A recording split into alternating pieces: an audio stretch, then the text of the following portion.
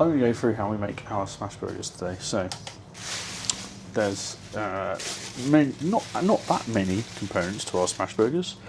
Obviously, the main one being our steak mince. So we're just going to get this weighed out, ready for service this afternoon.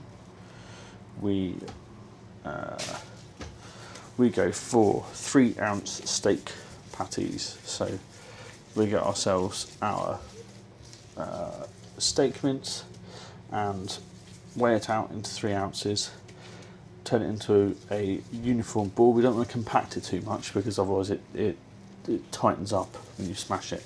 So we just want to make it a nice uniform shape so that it smashes down well. I'm just going to fill this tub up whilst we talk through our steak mince. There is four-ish main components of a smash burger. Our first one is the steak mince, which I'm just weighing out here. We use a mix of 85-15, so that's 85% meat, 15% fat. We find this is the best fat ratio for our smash burgers. It just means that there isn't too much fat, so it's not swimming in grease. The more fat you go for, I tend to find you end up with more gristly bits. I assume because they use a fattier cut, or just add more fat in.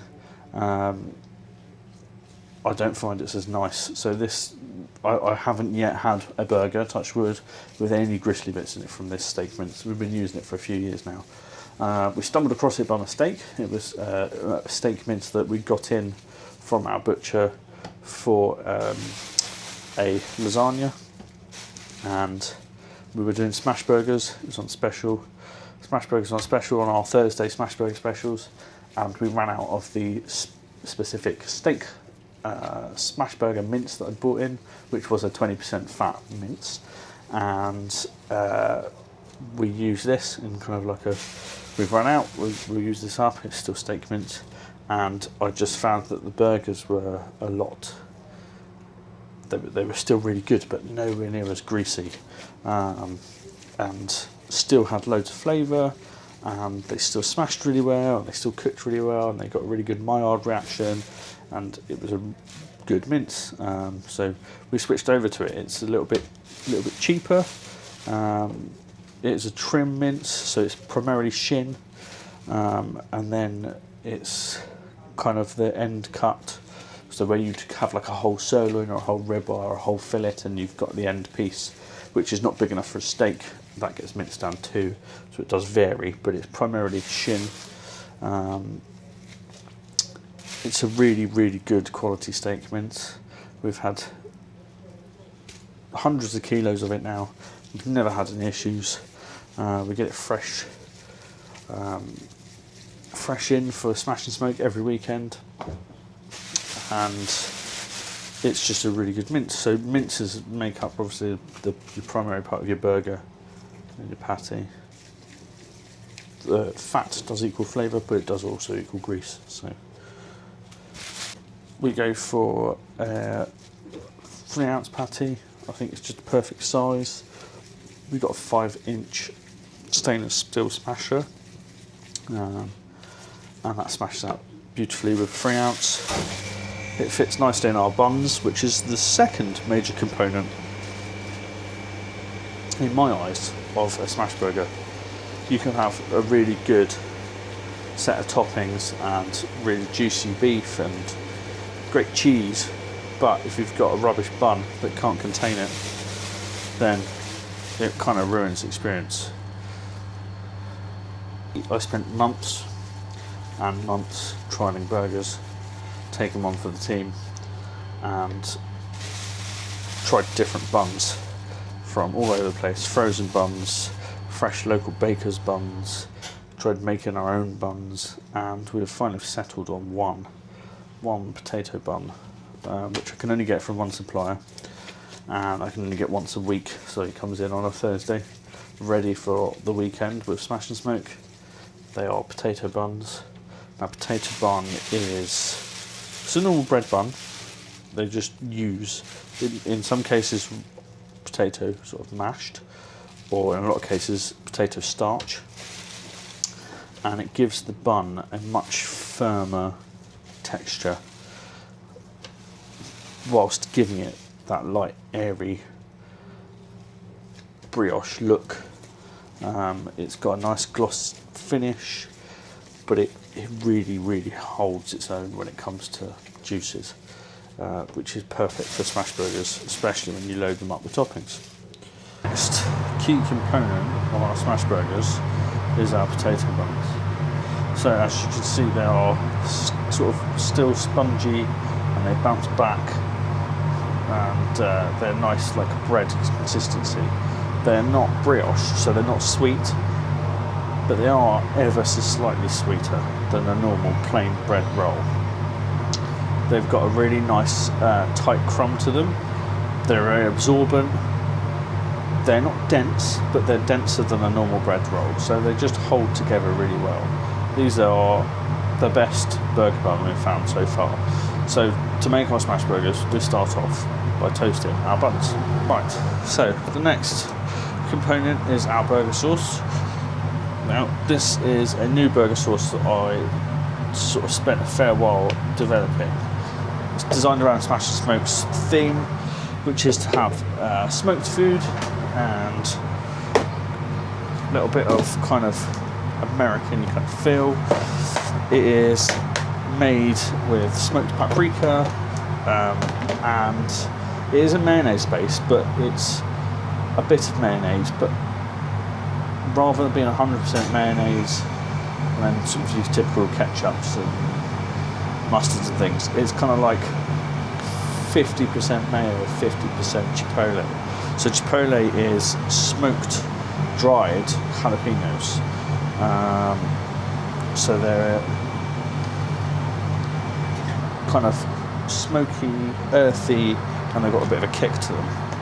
Now, the kick's not too present in the sauce, it's quite mild. But that is our base sauce for all of our burgers. And then we go on with pickles. The pickles we slice quite thinly. All of these kind of elements add up together. So the pickles give you kind of a tang and a bit of crunch, and a bit of acidity. That just helps break through the richness of that smoky sauce and the beef patties themselves. Then we go on with really, really finely sliced white onion.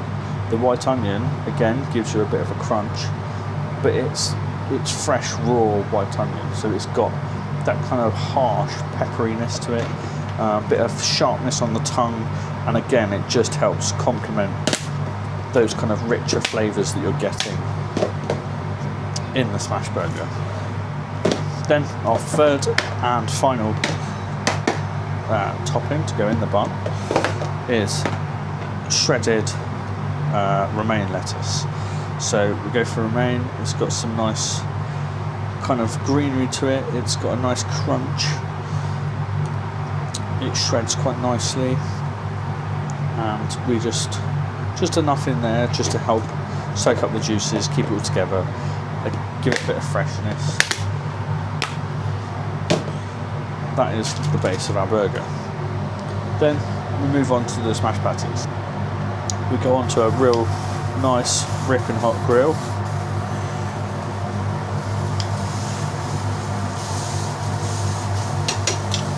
Now there's all different ways you can do this. This one we're doing now is just our standard smash burger.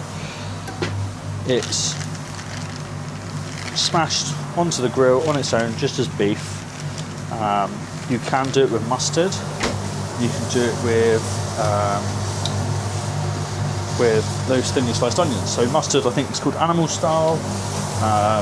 The onions is Oklahoma style. Different ways of doing it across America. All really good. This is just our classic smash burger.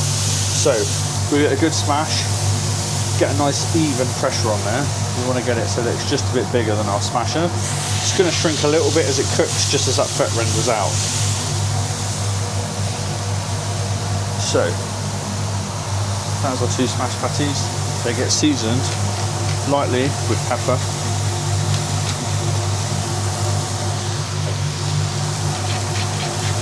And a decent bit of salt. Now these little gaps you see forming, that's where that fat is rendering out and cooking. That's part of the reason I think these don't get gristly, because there's less fat in them to render out. So we just want to wait until this kind of cooked area comes through on both sides. We know that we've got a good contact to the reverse. You can keep a bit of pressure on them as well if you want, if they start to curl up.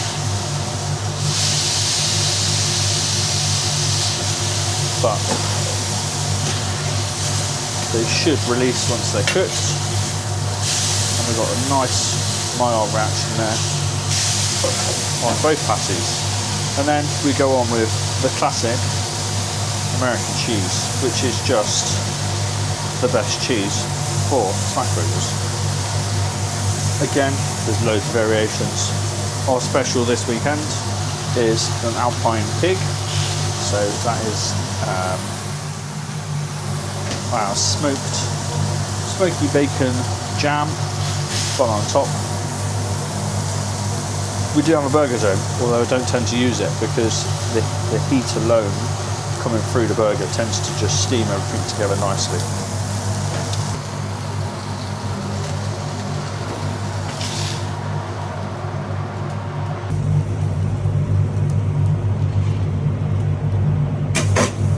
That, in my opinion, is a really good smash burger. You've got all the elements there that you need to make a great smash burger. I spent many months going through different buns, different patty styles, different cheeses, different lettuce types, slicing onions differently, cooking them, grilling them, pickling them. I've got some pickled onion here for the special. And this is just my personal favourite. If you've got any ideas or any ways you want to see it done, let us know. Is there anything you want to see us make? Let us know, and we'll try and get a video out to you soon.